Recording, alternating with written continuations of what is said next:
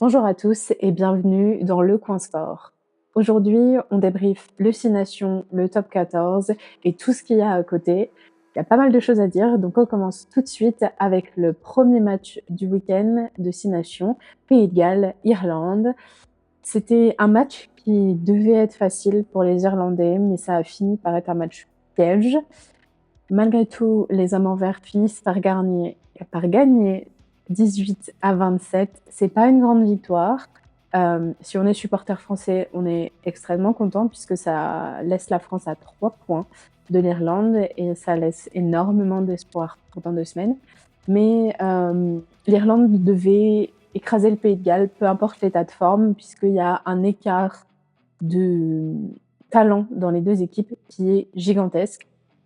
Il faut pas être un pro du rugby pour le voir.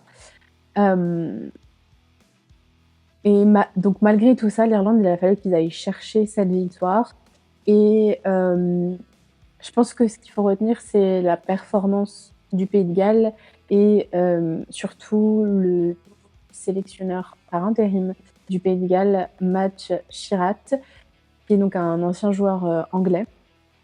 Il a fait des choix assez différents de ceux de Galtland et il a prouvé que, alors ce sera le sujet d'après, mais je pense que l'Irlande a aussi fait de très mauvais choix et a très mal, hem, abordé ce match, mais il a prouvé que malgré le trou générationnel dans lequel est le Pays de Galles et tous les problèmes qu'il y a, j'en ai parlé plusieurs fois déjà depuis, quelques semaines. Ils sont pas condamnés à être mauvais et à, se prendre des énormes tôles, des énormes raclées par toutes les équipes, européennes. On enchaîne très rapidement avec Angleterre-Écosse et en tant que Français, on remercie les Écossais de ne pas nous avoir laissés seuls à avoir perdu un match qu'ils doivent gagner 9 fois sur 10. Voilà. Malgré cette domination, c'est les Anglais qui s'imposent 16-15. Ça fait 2 fois que en fait, les Anglais profitent des erreurs des adversaires sans rien proposer. Que le jeu anglais est quand même assez stérile, il développe très peu de choses, c'est vraiment profiter des erreurs adverses et alors c'est une manière de jouer, hein, ça leur a déjà réussi. Le jeu restrictif comme ça, c'était quelque chose qui a été la force des Anglais pendant quelques années et ça a pas mal fonctionné. Hem et c'est dommage pour le spectacle, hein, mais voilà, ça fonctionne. Et avec cette encore courte victoire, ils restent malgré tout dans la course pour gagner le 6 nations, même s'ils sont un petit peu décrochés par rapport au bonus et cetera. Mais voilà. Hem, pour les Écossais, c'est dommage parce qu'en fait, ils sabordent clairement. Ils l'ont montré, ils avaient toutes les armes pour gagner ce match. Ils ont fait plein de belles choses, ils ont proposé des choses. Ils ont dominé réellement, cette première mi-temps écossaise, elle est si dominante qu'à aucun moment on se dit, «Ah, c'est eux qui vont perdre». Oui, il y a eu des erreurs. Oui, les points pieds ont malheureusement été très importants, dans cette enfin très ils ont beaucoup pesé dans cette défaite. Hem et ils ont à 100 perdu leur match, un match qu'ils auraient dû gagner. Malgré tout, je voulais le souligner parce que, moi, ça m'a interpellée pendant le match, pendant ma pendant mon revisionnage du match. J'ai trouvé l'arbitre un petit peu en dessous. Il y a certaines décisions que j'ai pas bien compris. Il y a certains trucs qui m'ont un peu interrogée et c'est dommage, enfin, en plus de ça, quand on se positionne du point de vue d'un ou d'une Française, pour moi, c'est dommage parce qu'on a tellement peu d'arbitres au niveau international que quand ils font des prestations comme ça forcément, ça donne une mauvaise image. Hem et pour certains, ça peut confirmer, ils sont peut-être pas au niveau et cetera, alors qu'on a des très, très bons arbitres en France. On le voit tous les week-ends sur les matchs du top 14, il y a de l'arbitrage très bien qui est fait en France et ça se reflète pas spécialement au niveau international. Alors on n'est pas les seuls à avoir ce problème-là, hein. Il y a d'autres arbitres qui, des fois, ont des performances en dessous. J'espère que c'était juste un jour sans. et que ça continuera pas, comme ça. Mais c'est vrai qu'il y a des décisions que j'ai du mal à comprendre. Celle qui a fait un peu le plus parler entre guillemets, c'est, hem, le la décision où sur l'essai de Van der Merwe, l'arbitre demande à Finn Russell de se décaler de 2-3 mètres alors qu'il n'a pas du tout à le faire et en plus de ça, voilà, ça le le timer était déjà parti, donc il y a plein de problèmes qui surgissent de ça, donc un petit peu bizarre. Il faudra honnêtement, j'aimerais comprendre pourquoi. Voilà, c'est pas une raison des défaites de l'Écosse. L'Écosse a perdu son match, sur le rugby, mais c'est des choses dont j'aimerais avoir la réponse. Ensuite, on passe à Italie-France et pour les Français, il n'y avait pas de meilleure manière que de faire ce qu'ils ont fait pour revenir après la défaite à Twickenham et les Italiens s'inclinent donc 24-73. C'est énorme, c'est historique. Ça m'a fait un petit peu penser au match Toulouse-Leicester qui a eu lieu en Coupe d'Europe il y a quelques semaines où, il y a quand même eu beaucoup de points de mie. Je vais pas mentir, honnêtement, le début du match m'a fait un petit peu peur, parce que c'était pas super abouti. Il y a eu pas mal d'erreurs dans des zones, de marque, dans des zones importantes, comme en Angleterre et donc à ce moment-là, sur les 15-20 premières minutes, je me suis dit: «Oh non, oh non, non, non, non». Mais au final, après, voilà, ces 20 minutes un petit peu plus brouillonnes, ça a été un vrai spectacle et force est de constater que je ne suis pas fan du banc en 7-1. Je trouve que c'est prendre trop de risques et je pense que ce sera le sujet un petit peu, de débat du podcast de la semaine prochaine. Parce que je pense qu'on se dirige vers un autre banc en 7-1, contre les Irlandais. Mais sur ce match, sur cette façon de jouer, ça a fonctionné puisque, j'ai vu personne vraiment sur le terrain s'économiser. Tout le monde a alors plus particulièrement les avants puisque c'est eux qui fatiguent en premier, c'est eux qui fatiguent le plus, et c'est pour ça que ce sont les personnes qui changent le plus facilement en rugby. Hem, Ils se sont pas économisés. Ils ont vraiment tout donné sur leur temps de jeu et bah, ça a donné tout ce qu'on a pu voir. Ça a donné énormément de phases d'attaque, ça a donné, beaucoup de défense parce que quand, bah, alors il y a eu des trous en défense et des erreurs malgré tout puisque les Italiens, réussissent à mettre 24 points, ce qui n'est pas non plus rien, il faut le souligner. Mais malgré tout, dans un match comme ça, c'est quasiment obligatoire qu'il y ait des erreurs. Forcément, il va y avoir des trous, mais quand les Italiens je vais y arriver, les Italiens avaient des moments un petit peu plus forts, j'ai trouvé la défense des avants extrêmement tranchante et c'est aussi en ça qu'a été utile le 7-1 pour que personne ne s'économise parce qu'ils savaient qu'en fait, ils allaient sortir à un moment donné. S'ils étaient fatigués à la mi-temps, ils pouvaient potentiellement sûrement sortir à la mi-temps et malgré voilà, toutes ces erreurs, j'ai trouvé que dans son ensemble, le match a été abouti, pas que dans le résultat et donc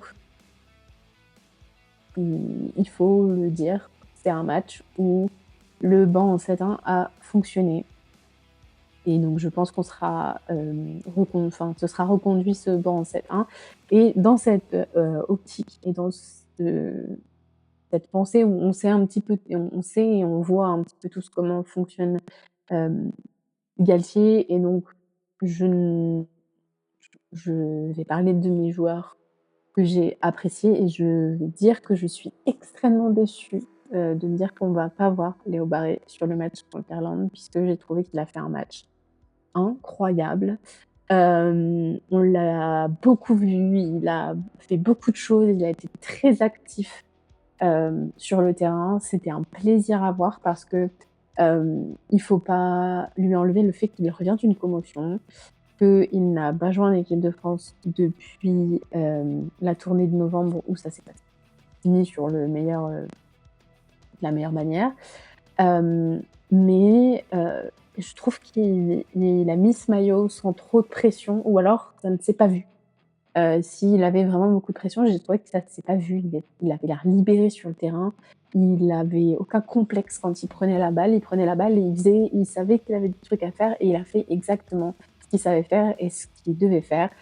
Et je trouve ça dommage qu'il a pas eu le trophée d'homme du match parce que, je trouve qu'il le méritait pour, l'ensemble de son œuvre en fait et l'ensemble du contexte, il est deuxième 15 hem, derrière Thomas Ramos. Thomas Ramos est deuxième 10. C'est, pour ça qu'on n'a pas vu Ramos en 10 face, aux Anglais parce que Barré n'était pas disponible. Ça a été dit explicitement par Galtier. Qu'on soit d'accord, qu'on soit pas d'accord, c'est pas le débat aujourd'hui, mais Léo Barré aujourd'hui est deuxième numéro 15 de l'équipe de France et il fait ce travail parfaitement et je suis très déçue parce qu'on va sûrement pas le voir la semaine prochaine, dans 15 jours pardon, face à l'Irlande. J'en suis très triste, voilà. Alors il y a pas eu que lui, je retiens aussi, Yoram Moefana qui a fait un excellent match, Théo Atisogbe aussi, pour parler des 3 quarts et un petit peu dans la lignée de les avants ne se sont pas économisés. J'ai trouvé que dans l'ensemble, aucun des avants, on peut dire, n'a fait un mauvais match ou un match plus que moyen, où il faut le dire. Mais j'ai trouvé la troisième ligne particulièrement exceptionnelle, particulièrement efficace, particulièrement belle à regarder et les remplaçants également ont fait un très, très bon travail, une bonne rentrée.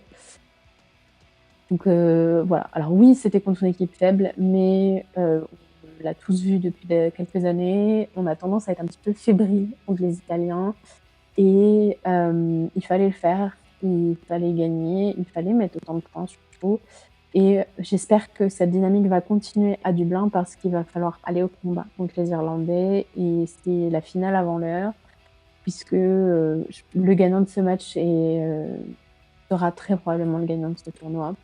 Et les Français sont les seuls à pouvoir, potentiellement priver les Irlandais d'un grand chelem et surtout de 3 victoires d'affilée, ce qui n'a jamais été fait dans le tournoi Destination.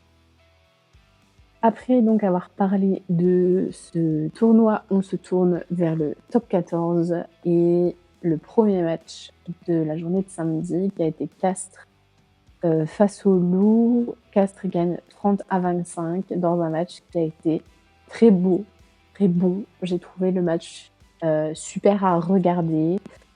C'est dans la dynamique des 2 équipes depuis quelques semaines. Castres, il y a du bien, il y a du moins bien, mais à la maison, c'est en général trop fort et c'est quasiment ce qui s'est passé ce week-end. Voilà, ils ont vraiment fait ce qu'il fallait faire pour pouvoir mettre les points quand ils en avaient besoin. Ils ont et aussi, profité des erreurs du Loup, profité des pénalités.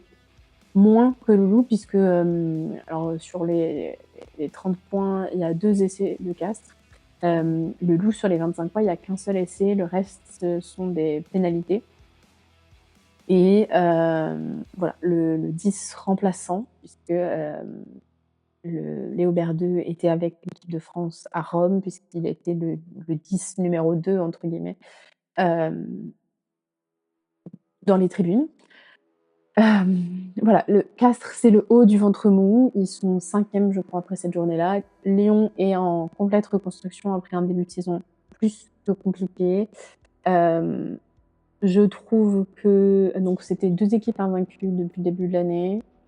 Voilà, on a attendu 1 mois et demi pour avoir la première défaite. Malgré tout, c'est pas une défaite qui est catastrophique pour le Loup. Je trouve qu'ils ont tellement bien fait depuis quelques semaines que, ils peuvent se permettre ce genre de défaite parce qu'en plus de ça, ils prennent un bonus.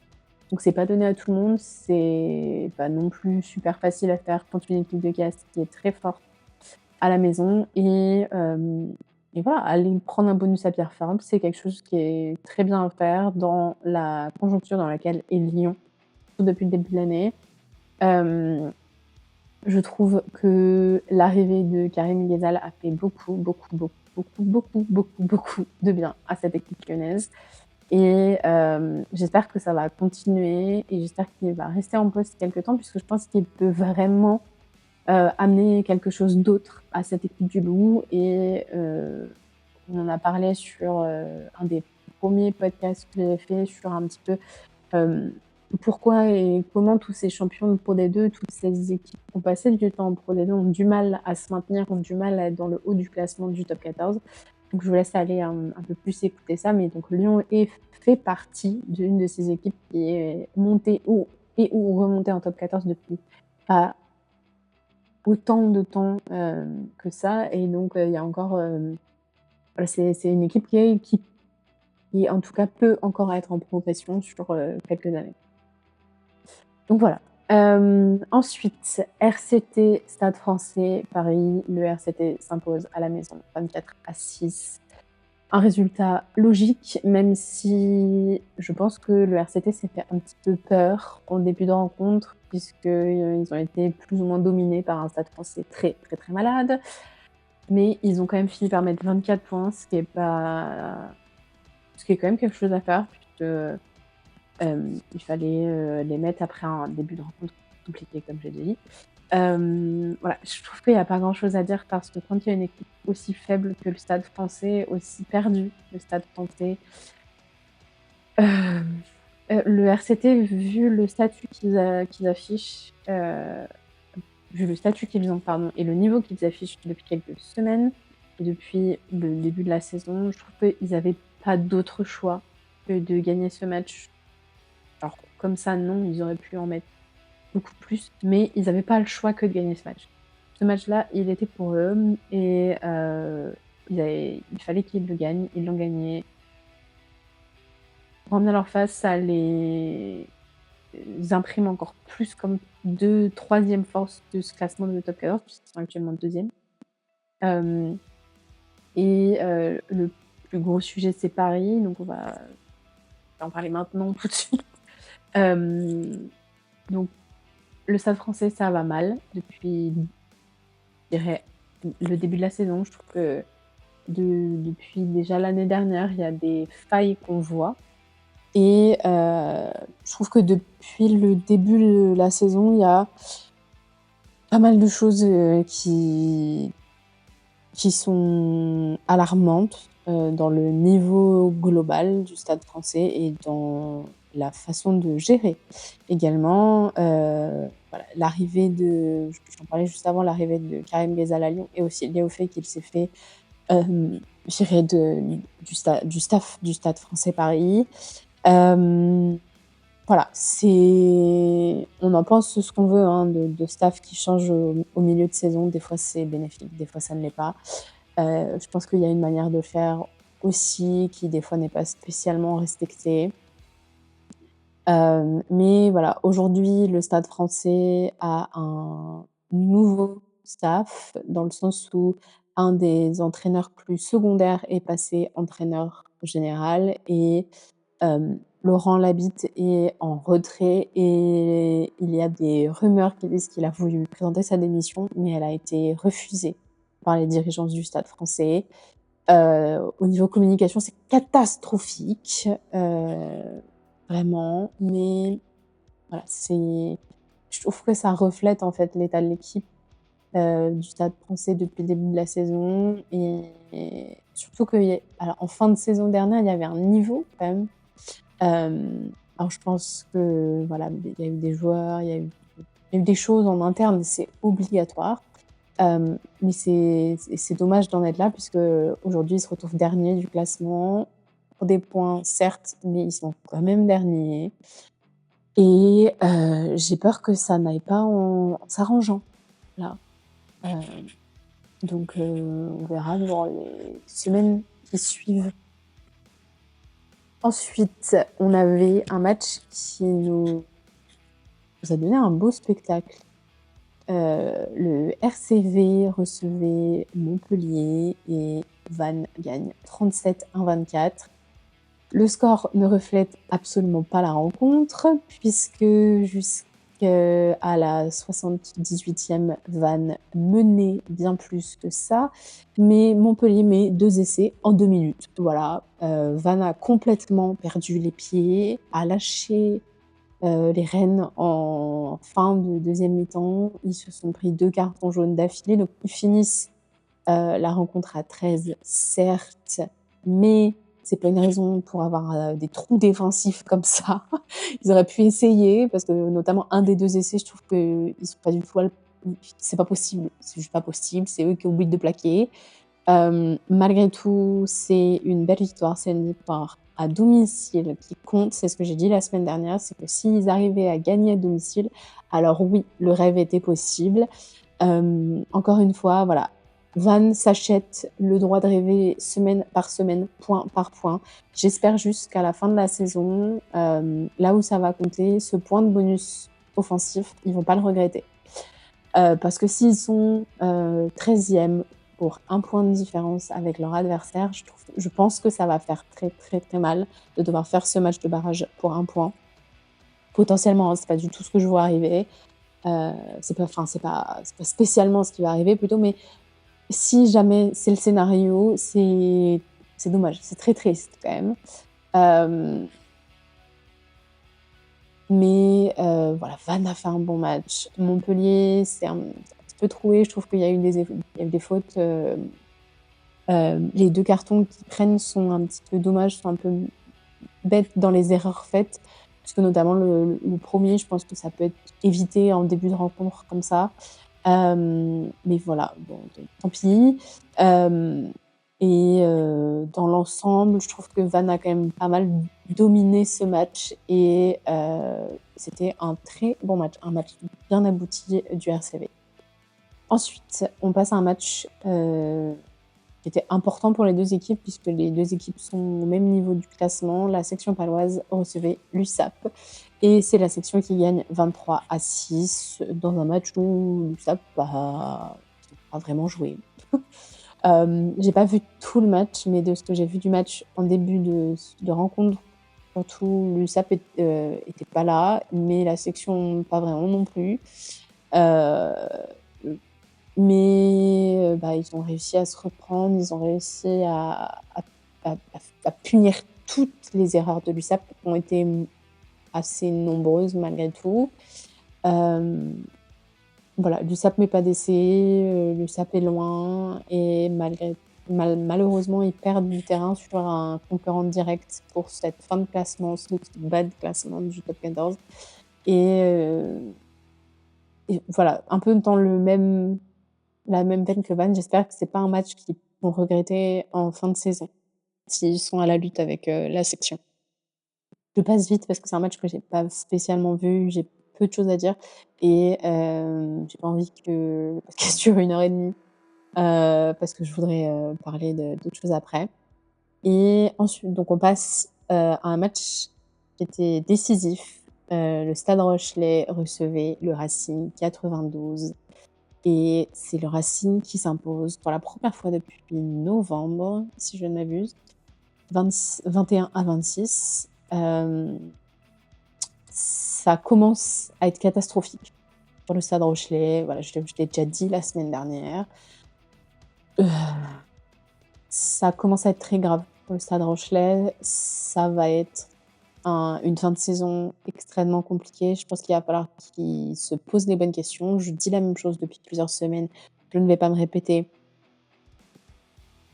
Il y a un problème fondamental au Stade Rochelais.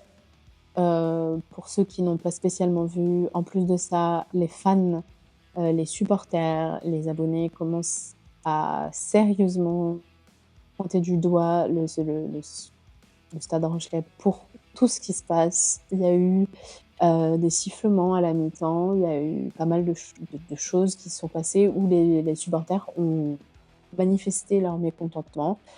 Hem, voilà, il y a un problème à La Rochelle et il va falloir qu'ils le règlent très, très, très, très vite puisque là, c'est la chute libre depuis quelques semaines et j'ai peur que ça continue. Le match de cette semaine va être très important pour eux puisque c'est un match contre le Stade Français. J'espère qu'ils vont se reprendre un petit peu et de toute façon, s'ils veulent pas être, trop mal, je pense qu'il va falloir ils ont pas vraiment le choix que de gagner ce match, samedi. Hem Le Racing 92 fait une belle performance. J'ai trouvé, que les joueurs se sont un petit peu repris. J'ai trouvé qu'ils commencent à il y a eu quelque chose sur ce match. Est-ce que ça va continuer? Je ne sais pas, j'espère. Mais en tout cas, il y a eu des choses, il y a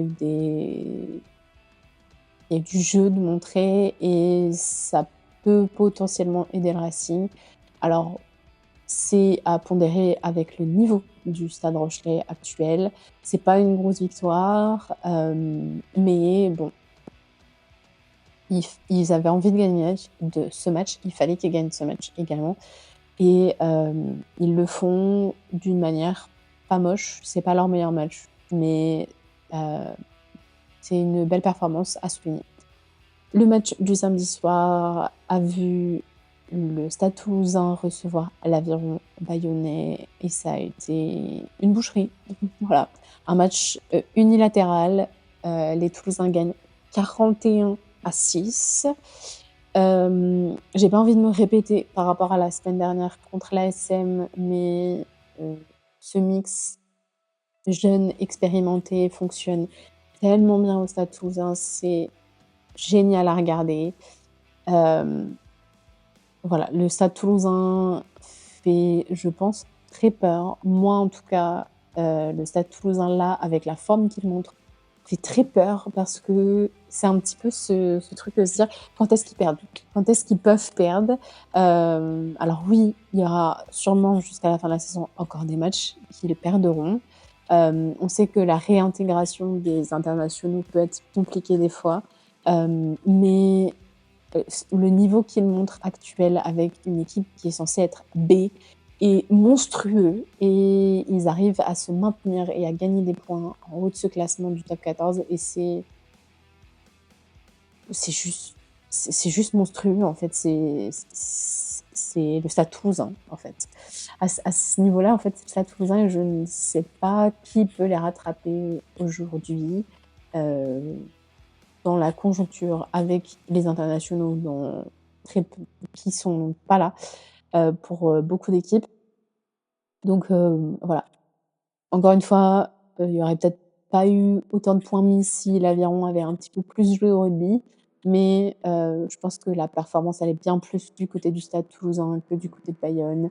Voilà. Oui, Bayern est passé complètement à côté de son match, mais ça montre aussi, ce trou qu'il y a entre ce top 3 et le ventre mou puisque,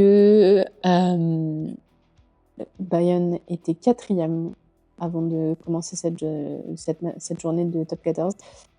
Ils le sont peut-être toujours, j'ai pas regardé le classement, on va faire un point juste après. Mais voilà, ça illustre en fait ce trou qu'il y a entre le haut du classement et ce qu'il y a après. Et pour terminer cette journée, dimanche soir, nous avons eu le match Union Bordeaux-Bègles ASM Clermont. Les Bordeaux-Bègles s'imposent 22-18 dans un match qui a été très serré, je trouve. Malgré tout, c'était pas un mauvais match. Voilà, le match était serré, les 2 équipes se sont rendues coup pour coup pendant quand même pas mal de temps. C'était un match très sympa à voir et c'est Bordeaux qui a réussi à avoir cette émulation, même si, voilà, ça a été un petit peu la discussion de pourquoi réintégrer les internationaux alors que la discussion il y a quelque temps, ça a été: «Bah non, on les met pas sur la feuille de match parce qu'ils ont pas travaillé avec le groupe et on fait confiance, aux mecs qui ont bossé toute la semaine tous ensemble». Aujourd'hui, Yannick Bru avait fait la décision de mettre Mathieu Jalibert et hem, heu Damien Penaud sur le terrain. Ça a aussi porté débat puisque Mathieu Jalibert était censé être, souffrant. Ça a été une des raisons principales de son départ de marque aussi mercredi. Malgré tout, il était sur le terrain ce dimanche. Peut-être qu'il a guéri, mais il a peut-être pas passé la meilleure semaine de sa vie. Il a pas non plus fait le match de sa vie, mais il a fait un match très, très, très propre, je trouve. Hem Mais voilà. Bordeaux est un des leaders du top 14. Bordeaux a un très bon niveau. Clermont est aussi une très bonne équipe et je trouve qu'ils se sont repris par rapport à la semaine dernière et je pense que c'est ce qui compte le plus en fait, dans cette défaite. C'est que, Clermont a su se reprendre après le match, mauvais contre le Stade Toulousain à domicile la semaine dernière. Donc maintenant, on va faire un petit point classement et également calendrier pour la semaine prochaine. Donc nous aurons les matchs samedi et dimanche et sans doublon, ce qui est donc avec doublon mais sans match du 6 Nations en même temps, ce qui va être très cool, puisque c'est très compliqué de tout suivre, hein. Je sais pas pour vous, mais moi j'ai trouvé ça très compliqué de voir tous les matchs. Il a fallu que je fasse des choix et je préfère pouvoir regarder le multiplex et m'amuser. Donc le Stade Toulousain est premier avec 60 points. Le RCT passe deuxième avec 57 points. L'Union Bordeaux-Bègles est troisième avec 56. L'Aviron Bayonnais reste quatrième avec 43 points. Castres passe cinquième avec 41 points. L'ASM ferme ce top 6 avec 39 points. Le Stade Rochelais reste 7e avec 37 points. Le Loup est juste derrière avec 36 points. Montpellier Hérault Rugby est 9e avec 34 points. Également à 34 points, nous avons la section paloise qui est 10e, 11e, passe 11e, donc le Racing 92 avec 31 points. L'USAP redescend 12e avec 30 points. Vannes passe 13e avec 28 points. Et au goal average, puisque chacun a gagné un match de chaque côté, le Stade Français Paris passe 14e avec également 28 points. Pour les matchs de la semaine prochaine, donc pour la J18, on approche petit à petit de ce chiffre fatidique des 26 journées. À 14h30, on aura le match que moi j'ai très envie de suivre parce que c'est un match très important pour les deux équipes. Le Stade Français Paris recevra le Stade Rochelais. Ensuite, pour le multiplex, le Loup Rugby reçoit le RCT, Montpellier reçoit Castres, le Racing 92 reçoit la section paloise, à mon avis, match très intéressant. Le Stade Toulousain recevra le RCV et je crois que c'est le premier match du multiplex du Stade Toulousain. À vérifier, mais en tout cas, ils n'en ont pas fait beaucoup cette saison.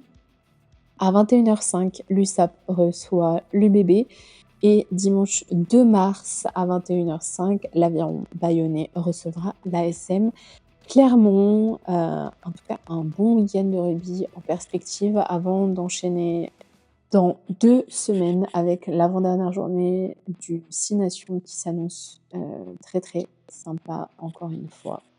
Et cette semaine, je voulais un petit peu parler de l'équipe d'Irlande. L'équipe d'Irlande qui fait parler d'elle depuis quelques semaines et notamment cette semaine et la semaine dernière, il y a eu un article du Télégraphe, qui est un média anglais qui parle beaucoup de rugby. Parce qu'ils ont une section de toute façon Télégraphe Rugby qui est très intéressante.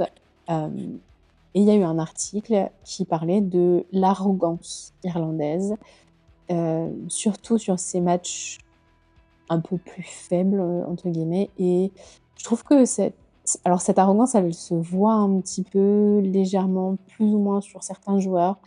Mais il est vrai que l'Irlande, j'ai l'impression, des fois, prend un petit peu les matchs par-dessus la jambe et c'est dommage parce qu'au rugby, on ne sait jamais ce qui peut se passer. Une erreur, c'est très vite fait et c'est très vite puni. Et cette semaine, ils ont eu un petit peu ce revers de médaille où les Gallois ont failli les punir. Les Gallois, jusqu'à la 50e, je pense, ont eu l'espoir de gagner ce match. Les Gallois pouvaient gagner ce match. Et ça aurait été terrible pour l'Irlande moralement, je pense. Mais ça n'aurait été que leur faute, puisque c'est eux qui prennent ces matchs comme ça, c'est eux qui regardent ces matchs comme ça. Si jamais vous comprenez l'anglais, le Télégraphe a une option où vous ne payez pas votre premier mois et les 2 mois d'après, il me semble, sont à 1 €. Donc si vous voulez lire ces articles-là, ils font plein d'articles par rapport au rugby, par rapport au sport en général aussi, hein, qui sont extrêmement intéressants. Donc voilà, si vous voulez, un petit peu plus voir, je vous invite à aller voir, parce que c'est vraiment bien. Hem, mais donc l'arrogance irlandaise, hem, les je pense que les Irlandais oublient très vite ce qui se passe et leur histoire. Je pense que les Irlandais ont très vite oublié, bien plus vite que, par exemple, une équipe de France, leur défaite, à la coupe du monde 2023, que j'ai trouvé logique, hein, malgré tout, mais ça aurait dû être quelque chose qui les marque, qui les fait réfléchir et qui leur fait dire encore plus que le rugby, c'est très, très compliqué et en fait, je trouve que, hem, ils ont cette arrogance qu'on attribuait souvent bien plus aux Anglais, de dire, «Nous, on est les meilleurs, nous, on est les plus forts et puis de toute façon, on va vous battre». Je vois pas pourquoi, c'est la question. Ce qui n'est jamais bon au rugby, je trouve, n'est jamais bon en général. Je pense qu'il faut toujours rester humble, surtout dans un sport comme le rugby, hein, si on reste concentré sur ça, parce que le vent peut très vite tourner, le vent peut trop vite tourner des fois. Quand on regarde, le Pays de Galles, le vent a tourné très vite, puisque une année, ils gagnaient le Tour des Destination et l'année d'après, ils avaient peut-être même eu la cuillère de bois, mais ben, de toute façon, l'année d'après, ils ont perdu des matchs, ça a été, catastrophique et la chute a été, très rapide et hem et je trouve que c'est aussi ce qui leur coûte ce week-end parce qu'à l'image de d'autres matchs qu'on a pu voir, un des derniers matchs en top 14, moi j'ai vu un petit peu comme ça, où il y a un adversaire qui était sur le papier bien plus fort qu'un adversaire faible, a donné l'impression de prendre un petit peu ce match à la légère. Ça a été le match, Stade Rochelais-Vannes, puisque moi, devant mon écran de télé, ça m'a donné l'impression que La Rochelle a pris le match un petit peu, voilà, par-dessus la jambe à la légère en disant: «De toute façon, on est tellement plus fort qu'on va gagner quoi qu'il arrive» et dans ce scénario-là, le Stade Rochelais a perdu et ça a été aussi un petit peu ce début de tournant où c'est la chute depuis à La Rochelle. Mais, pour l'équipe d'Irlande, je trouve qu'ils ont tellement sous-estimé cette équipe galloise. Alors c'est aussi à mettre en lumière que le sélectionneur par intérim gallois a fait de très bons choix, je trouve et des choix, comme je dis tout à l'heure, différents de ceux de Galtland et qui ont pour le coup bien payé, qui ont été, très cohérents, très bien faits, je trouve et ça a payé et ils ont tellement puné les Irlandais, mais malheureusement, je pense que ça ne va pas leur servir de leçon et c'est peut-être aussi ce qui peut les perdre contre les Français dans 2 semaines puisque, je pense qu'ils sous-estiment l'équipe de France et je pense que, ils sous-estiment peut-être à quel point l'équipe de France a envie de gagner ce match. Alors aller gagner en Irlande, c'est super dur. Je vais pas mentir, même si je trouve que les Irlandais vont peut-être, possiblement sous-estimer les Français, je trouve aussi que, voilà, de l'autre côté de la balance, il y a le fait que gagner en Irlande, c'est super dur. Hem, mais en fait, cette arrogance irlandaise, surtout dans cette fin de cycle, puisque je suis pas la seule à le dire, hein, ça se voit, les Irlandais sont en fin de cycle. Les Irlandais ont eu leur meilleure génération, sûrement depuis le début de vraiment l'histoire du rugby international. Ils ont eu une génération vraiment, heu, dorée, pour reprendre l'expression qu'on a utilisée pour, qualifier notre génération en France. Et cette génération dorée irlandaise a gagné, n'a pas gagné de coupe du monde alors qu'ils auraient probablement pu, sans mentir. Mais ils ont gagné beaucoup de tournois, ils ont montré beaucoup de choses dans ces quelques années. Quand ils gagnaient en plus de ça, ils gagnent en général avec la manière. et c'est c'est quelque chose qui potentiellement peut les perdre en plus de, voilà, cette fin de cycle, cette fin de belle génération.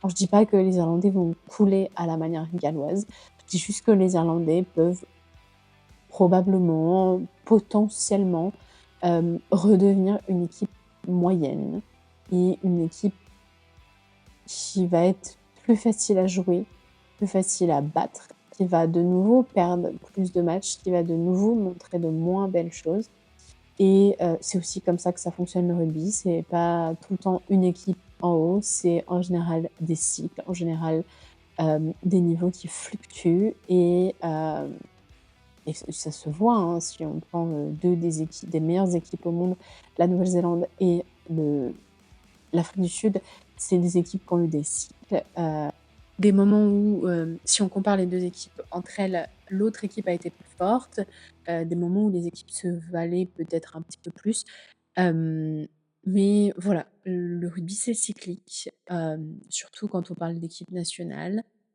et je pense que les Irlandais ont trop pris la grosse tête et pour être, pas vulgaire, mais plus familière. Je pense que les Irlandais ont trop pris la grosse tête et que quand ce ballon va dégonfler, la chute va être très dure.